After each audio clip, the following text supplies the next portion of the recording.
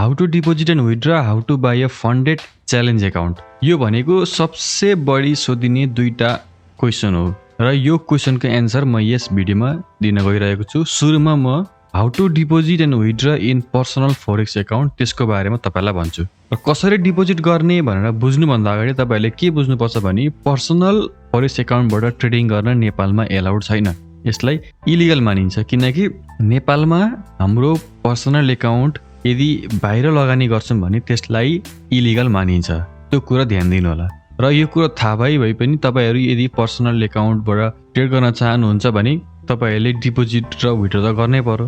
Forex trading गर्ने career यही बनाउने भनेपछि अरु केही अप्सन नभएर हामी यसमा लागेको हुन्छौं हैन, किनकि देशमा त्यो फेसिलिटी छैन। त्यही भएर इलिगल सिलिगल फोरबिडेड भए पनि म चाहिँ पर्सनल एकाउन्टमा सिकेर पर्सनल एकाउन्टमा डिपोजिट गरेर एउटा साइकोलोजी बिल्ड गरेर रियल मनीले कसरी ट्रेड गर्ने सिकेर अनि पछि फन्डेड एकाउन्ट किन्ने भन्नुहुन्छ भने चाहिँ त्यो एउटा राम्रो वे हो। र त्यसको लागि तपाईहरुलाई कसरी चाहिँ फोरेक्स एकाउन्टमा डिपोजिट र विथड्र गर्ने त्यो थाहा हुनु पर्यो। सुरुमा डिपोजिट गरेर ट्रेड गर्ने र सर्टेन एमाउन्ट हालेर सिक्दै गएपछि पछि विथड्र गरेर एउटा फन्डेड एकाउन्ट किन्ने तपाईको त्यो सोच हो भने र डिपोजिट गर्न चाहनुहुन्छ भने कसरी गर्ने। र सुरुमा एउटा मेन क्वेशन तपाईले सोध्नु पर्यो आफूलाई, तपाईसँग कुनै स्पोन्सर छ कि छैन जसले तपाईलाई फन्ड प्रोवाइड गर्न सकोस्। जस्तै तपाईको नेपाल बाहिर कोही रिलेटिभ छ कि छैन जसले तपाईलाई तपाईको फोरेक्स एकाउन्टमा डिपोजिट गर्नका लागि तपाईको इन्टरनेशनल वालेट, स्क्रिल, नेटेलर वा बैंक ट्रान्सफर गरिदिन सक्छ वा ती वालेटहरुमा तपाईलाई पैसा हाल्दिन सक्छ। त्यस्तो रिलेटिभ छ कि छैन? यदि छ भने एकदम राम्रो। त्यो रिलेटिभ्सलाई तपाईको स्क्रिल, तपाईको नेटेलर, तपाईको पर्फेक्ट मनी वा जुनसुकै एउटा इन्टरनेशनल वालेट जुन चाहिँ एउटा ब्रोकरले एक्सेप्ट गर्छ त्यस वालेटमा तपाईलाई पैसा हाल्दिन सक्ने रिलेटिभ छ भने तपाईले त्यो मेथड युज गर्दा हुन्छ। धेरै जसो ब्रोकर एकाउन्टमा बैंक ट्रान्सफर भन्ने पनि हुन्छ र बैंक ट्रान्सफर गरिदिन सक्ने रिलेटिभ छ भने एकदम राम्रो। तर एउटा कुरा के ध्यान दिनु भने यो फोरेक्स एकाउन्टमा तपाईले थर्ड पार्टी पेमेन्ट्स वा थर्ड पार्टी डिपोजिट गर्न मिल्दैन। रिलेटिभ्सको एकाउन्टबाट डाइरेक्ट तपाईले आफ्नो फोरेक्स एकाउन्टमा हाल्न मिल्दैन। सुरुमा तपाईको रिलेटिभ्सले पनि के गर्नुपर्छ भने तपाईको स्किल एकाउन्ट तपाईको नेटेलर वालेटमा चाहिँ हाल्नुपर्ने हुन्छ। तपाईको नाम भएको स्किल, नेटेलर वा पर्फेक्ट मनी जुनसुकै इन्टरनेशनल वालेट होस् तपाईको नाम गरेको इन्टरनेशनल वालेट त्यहाँ हुनु पर्यो। अनि त्यो वालेटबाट मात्र फोरेक्स एकाउन्टमा हाल्न मिल्छ। तपाईको रिलेटिभ्सको एउटा स्किल एकाउन्ट छ, नेटेलर एकाउन्ट छ र त्यहाँबाट तपाईको पर्सनल फोरेक्स एकाउन्टमा हाल्छु भन्नुहुन्छ भने मिल्दैन है। थर्ड पार्टी पेमेन्ट एलाउड गर्दैन। यदि रेपुटेड वा रेगुलेटेड ब्रोकरहरु छ भने थर्ड पार्टी एक्सेप्ट गर्दैन। त्यो कुरा ध्यान दिनु। यो त भयो तपाईको कुनै स्पोन्सर रिलेटिभ्स बाहिर छ भने। र यदि छैन भने के गर्ने त? अब छैन भने चाहिँ के भयो भने तपाईहरुसँग 2टा वे छ आफैले गर्न सक्ने। पहिलो वे त भन्नै पर्दैन बाइनेन्स हो। र एउटा कुरो तपाईहरुलाई थाहा नै छ होला, बाइनेन्स भनेको एउटा क्रिप्टो एक्सचेन्ज हो, एउटा क्रिप्टो मार्केट प्लेस हो र यहाँनेर क्रिप्टो किनबेच गरिन्छ र यो एउटा इलिगल मार्केट हो। नेपाल गभर्नमेन्टले बाइनेन्सलाई ब्यान गरिदिसकेको छ है। एप वोर गरे पनि यदि तपाई binance.com भनेर जानुभयो भने वेबसाइट खुल्दैन। बाइनेन्स ब्यान गरिदिसकेको छ, क्रिप्टो इलिगल हो भनेर भनिदिसकेको छ। तर पनि यो एउटा वे चाहिँ हो। तपाईहरुलाई म सजेस्ट चाहिँ गर्दिनँ योबाट जानु भनेर, तर यो पनि एउटा वे छ है। यो एउटा एजुकेसनल पर्पज भिडियो हो र मैले तपाईलाई एजुकेसन प्रोवाइड गर्दैछु। तपाईलाई यो गर्नु त्यो गर्नु भनेर मैले भनेको हैन। म कुनै पनि फाइनान्शियल एडभाइजर हैन। तपाईहरुले जे गर्नुहुन्छ त्यो रिस्क तपाईहरुले बेहोर्नु पर्छ र प्रत्येक फोरेक्स ब्रोकरहरुसँग अप्सन हुन्छ यो क्रिप्टो भन्ने। क्रिप्टोमा चाहिँ उनीहरुको के अप्सन हुन्छ भने USDT हुन्छ, बिटकोइन हुन्छ, अरु थुप्रो क्रिप्टो अप्सन हुन्छ। तपाईहरुले अब बाइनेन्स थ्रुबाट चाहिँ USDT बिटकोइन थ्रुबाट तपाईले आफ्नो फोरेक्स एकाउन्टलाई फन्ड गर्न सक्नुहुन्छ। अब अर्को पनि वे छ, त्यो हो AITM भन्ने। र AITM भनेको चाहिँ के हो भने यो पनि ठ्याक्कै बाइनेन्स जस्तै एउटा P2P प्लेटफर्म वा भनौँ एउटा क्रिप्टो मार्केट प्लेस जस्तै हो। यहाँ चाहिँ के हुन्छ भने तपाईहरुले आफ्नो इन्टरनेशनल वालेटहरुलाई फन्ड गर्न सक्नुहुन्छ। सुरुमा तपाईहरुले AITM भन्ने टोकन किन्नुपर्छ र त्यो टोकनलाई बेचेर तपाईहरुले अनि आफ्नो इन्टरनेशनल वालेट जस्तै स्किल, नेटेलर, पर्फेक्ट मनी, पेइनर जस्तो एकाउन्टहरुमा तपाईले पैसा हाल्न सक्नुहुन्छ। यो AITM मा चाहिँ तपाईहरुले जुनसुकै पनि इन्टरनेशनल वालेटमा आफैले पैसा हाल्न सक्नुहुन्छ। स्किल, नेटेलरमा यहाँ चाहिँ के हुन्छ भने P2P अप्सन हुन्छ। सुरुमा तपाईले AITM भन्ने टोकन किन्नु पर्ने हुन्छ। त्यसपछि फेरि त्यो AITM टोकनलाई बेचेर आफूले रिसिभ गर्दाखेरि चाहिँ एउटा स्किल, एउटा नेटेलर एकाउन्ट वा पर्फेक्ट मनी एकाउन्टमा चाहिँ रिसिभ गर्ने भनेर त्यो जुन बायर छ त्यसलाई तपाईले त्यो मेरो एकाउन्टमा फन्ड गर्दै वा यो मेरो एकाउन्टमा पैसा हाल्दै मैले एटिएम टोकन मैले तँलाई बेचेको छु, त मलाई यो स्किल एकाउन्ट यो नेटल एकाउन्टमा हाल्दै भन्न मिल्छ र उनीहरूले तपाईँलाई त्यसरी हालिदिन्छ। यो चाहिँ तपाईँले आफैले गर्ने तरिका हो। यदि तपाईँहरू कुनै पनि इन्टरनेसनल वालेट, स्किल नेटल जस्ता वालेटहरूमा पैसा हाल्न चाहनुहुन्छ भने चाहिँ आफैले भने चाहिँ यो एउटा वे हो। एउटा ब्रोकर छ, अब अरू पनि ब्रोकर होला, तर मलाई चाहिँ एउटा थाहा छ। जस्तै जस्ट मार्केट भन्ने चाहिँ के छ भने जस्ट मार्केटमा चाहिँ तपाईँले एटिएम जुन मनी हुन्छ एटिएम टोकनवाला, तपाईँले डाइरेक्ट त्यहीबाट आफ्नो फोरेक्स एकाउन्ट फन्ड गर्न सक्नुहुन्छ। तपाईँहरूलाई अरू कुनै अप्सन ठिक लागेन भने तपाईँले के गर्न सक्नुहुन्छ भने एटिएम टोकनबाटै डाइरेक्टली फन्ड गर्न चाहनुहुन्छ भने चाहिँ जस्ट मार्केट भन्ने ब्रोकर छ, त्यसको लिङ्क म मुनि छोडिदिन्छु। र त्यो ब्रोकर म अहिले रिसेन्टली युज पनि गर्दैछु।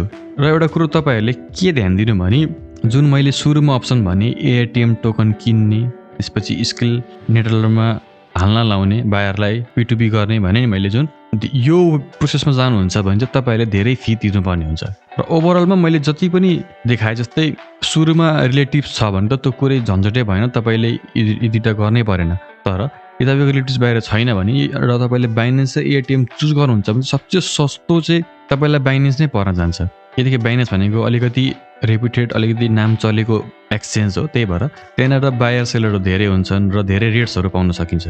एटिएममा चाहिँ के हुन्छ भने बायर सेलर पाउनु त पाइहाल्ला, बायर सेलर खोज्नको लागि अलिकति टाइम पनि लाग्छ। यहाँनिर पाइहाले पनि के छ भने फिजहरू बढी छ। यदि सुरुमा तपाईँले एटिएम टोकन किन्दाखेरि पनि एक्स्ट्रा तिर्नुपर्छ फी, फेरि त्यसलाई बेचेर फेरि स्किल वा नेटवर्कमा हाल्ने भन्नुहुन्छ भने फेरि एक्स्ट्रा फी तिर्नुपर्छ। त्यही भएर यहाँनिर चाहिँ एक्स्ट्रा फी तिर्नुपर्ने हुन्छ एटिएममा चाहिँ। अब मैले यहाँनिर यतिसम्म एक्सप्लेन गरेँ है। अब मैले स्टेप बाई स्टेप भिडियो चाहिँ बनाउँदिनँ, यसो गर्नु, यसरी किन्न सकिन्छ, यसरी बाई गर्न सकिन्छ, यसरी डिपोजिट गर्न सकिन्छ भनेर चाहिँ बनाउँदिनँ। किनकि यो जुन प्लेटफर्म छ यिनीहरू कुनै पनि सेन्ट्रलाइज इन्टिटीले कन्ट्रोल गर्दैन। त्यही भएर मोस्ट अफ द स्क्यामर होइन, जसले चाहिँ अरूको पैसा स्क्याम गर्छ, अरूलाई ठग्छ होइन। मैले अगाडि भिडियो पनि हालेको थिएँ नि स्क्यामको बारेमा, जस्तै म फरेक्स ट्रेडर हो भनेर इन्भेस्टमेन्ट माग्ने, स्क्याम गर्ने, त्यस्तो स्क्यामहरूले यो प्लेटफर्म युज गर्छन्। क्रिमिनल्सहरूले पनि युज गर्छन्। जस्तै क्रिमिनल भनेको मनी लन्ड्रिङ गर्नेहरू होइन, इलिगल वेपन किन्नेहरू हुन्छ नि, टेररिस्ट ग्रुप, त्यस्तोले पनि यो बाइनेन्स र एटिएम युज गर्छन्। त्यही भएर म चाहिँ मेरो च्यानलमा यसरी स्टेप बाई स्टेप गाइड गरेर ती स्क्यामर, ती क्रिमिनल्सहरूलाई म हेल्प गर्न चाहदिनँ। तर यदि तपाईँहरूले यति नलेज पाइसक्नु भएको छ भने तपाईँहरूले अब थाहा पाइसक्नुभयो के खोज्ने भनेर। त्यही भएर अरू क्रिएटरहरूले हालेको भिडियो युट्युबमा धेरै पाइन्छ, गएर खोज्नुहोस्। डिपोजिट एन्ड विथड्र प्रोसेस के हो भनेर यो जुन मैले देखाएँ एटिएम, बाइनेन्स, स्किल नेटल, तपाईँले त्यहाँ गएर खोज्दा हुन्छ। तपाईँले त्यहाँनिर डिटेलमा ट्युटोरियल भिडियोहरू भेट्नुहुन्छ। तपाईँले बस खोज्नु मात्रै पर्यो। र खोज्नुभन्दा अगाडि के चाहिँ खोज्ने भनेर थाहा हुनुपर्छ। र मैले के खोज्ने भनेर तपाईँलाई यो भिडियोमा मैले भनिदिइसकेँ। अब सेकेन्ड मोस्ट सोधिने क्वेसन के हो भने how to buy a funded challenge account. अब यहाँ पनि दुईवटा वे छ। एउटा के हो भने international debit card, credit card, यो तपाईँको छ भने तपाईँले किन्न सक्नुहुन्छ। र किन्ने कसरी स्टेप बाई स्टेप प्रोसेस सोध्नुहुन्छ भने त्यो पनि तपाईँले युट्युबमा खोज्नु पनि भेट्नुहुन्छ। यदि तपाईँले दराजबाट, एमाजोनबाट कुनै पनि सामान किन्नुभएको छ भने तपाईँले यो फन्डेड च्यालेन्ज किन्न सक्नुहुन्छ। कुनै पनि ठुलो कुरो छैन। बस तपाईँले आफ्नो कार्डको डिटेल्स हाल्ने र कार्डको पिन हालिदिने, अनि एक्सपायरी डेट कहिले हो भनेर यी कुराहरू हालिसकेपछि तपाईँले पेमेन्ट गर्न सक्नुहुन्छ। र यदि तपाईँ नेपालमा हुनुहुन्छ, तपाईँसँग इन्टरनेसनल कार्ड छैन भने नेपाली ब्याङ्कहरूले डलर कार्ड, इ कमर्स कार्डहरू प्रोभाइड गर्छ। तपाईँले त्यो कार्डबाट पनि यी फन्डेड च्यालेन्ज एकाउन्टहरू किन्न सक्नुहुन्छ।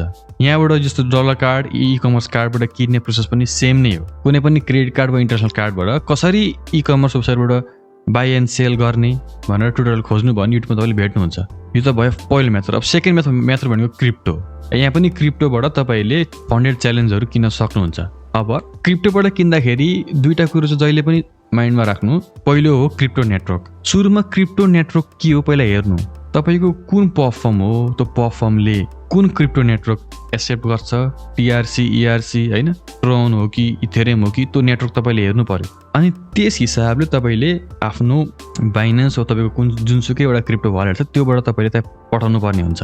तपाईँले प्लेटफर्मको वेबसाइटमा तिनीहरूले कुन नेटवर्क युज गर्छन् थाहा पाउन सक्नु हुँदैन भने ठुलो प्रब्लम होइन। तपाईँहरूले गएर डिस्कर्डमा सोद्धा हुन्छ, वा तपाईँहरूले पेमेन्ट गर्ने बेलामै पनि त्यहाँनिर देखाउँछ ट्रोन हो कि इथेरियम हो भनेर। यदि इथेरियम हो भने ERC20 हुन्छ, ट्रोन हो भने TRC20 हुन्छ। दोस्रो कुरो तपाईँले के ध्यान दिनु पर्यो भने क्रिप्टो वालेटको एड्रेस। एड्रेसमा जहिले पनि ध्यान दिनु, एड्रेस डबल चेक गर्नु, सुरुको 2टा वर्ड र लास्टको 2टा वर्ड हेर्नुहोस् म्याच गर्दै छ छैन। र लास्टमा तपाईँले के पनि ध्यान दिनु भने एउटा एक्स्ट्रा स्पेस त छैन त्यो पनि हेर्नु। यदि एक्स्ट्रा स्पेस छ भने स्पेस घटाउनुहोस्। त्यस्तो हुँदाखेरि पनि तपाईँको प्रब्लम आउन सक्छ, किनकि यो भनेको सेन्ट्रलाइज होइन। तपाईँले यदि कुनै एउटा गल्ती गर्नु भने तपाईँको पैसा गयो, गायब हुन्छ। तपाईँले कहीँ कम्प्लेन गर्ने कुरो हुँदैन यहाँनिर, किनकि यो भनेको डिसेन्ट्रलाइज हो। कतै पनि कम्प्लेन गरेर तपाईँको त्यो फन्ड फेरि आउने भन्ने हुँदैन। त्यही भएर ध्यान दिनु यो कुरामा। र लास्ट तपाईँले के ध्यान दिनुपर्छ भने क्रिप्टोबाट यदि बाई गर्नुहुन्छ भने क्रिप्टोको फिस तपाईँले ध्यान दिनुपर्छ। तपाईँले यदि कुनै फन्डे च्यालेन्ज किन्दै हुनुहुन्छ र त्यसको फी चाहिँ $200 छ भने अब तपाईँले ठ्याक्कै $200 हालेर बाई गर्दाखेरि हुँदैन, किनकि तपाईँले त्यहाँनिर अब सफिसियन्ट तिर्नु हुँदैन। किनकि तपाईँले $200 मात्रै हालेर किन्नुहुन्छ भने त्यहाँ फिस पनि काटिन्छ। त्यही भएर फर्मले अलिक कम भेटिरहेको हुन्छ। त्यसो हुँदा के हुन्छ भने पार्सियल पेमेन्ट भयो, अरू पनि पेमेन्ट गर भनेर भन्न सक्छ। त्यसैले सुरुमै तपाईँले हेर्नु क्रिप्टो फिस कति लिन्छ, $2 $3 कति लिन्छ, अनि त्यस हिसाबले तपाईँले यदि $200 पे गर्नुपर्ने छ भने 203 भनेर तपाईँले हालेर अनि पे गर्नु पर्यो। 3 चाहिँ त्यो क्रिप्टो फिज हो। र तपाईँले यी 3टा चिज चाहिँ तपाईँले आफ्नो माइन्डमा राख्नु पर्यो यदि क्रिप्टोबाट गर्न चाहनुहुन्छ भने। र आशा छ मैले यी 2टा मस्ट सोधिने क्वेसनको एन्सर दियो होला। अझै पनि केही प्रब्लम छ भने प्लिज कमेन्ट गर्नु होला। म कमेन्टमा तपाईँहरूको कमेन्ट पढेर तपाईँहरूलाई सोल्युसन प्रोभाइड गर्न कोसिस गर्छु।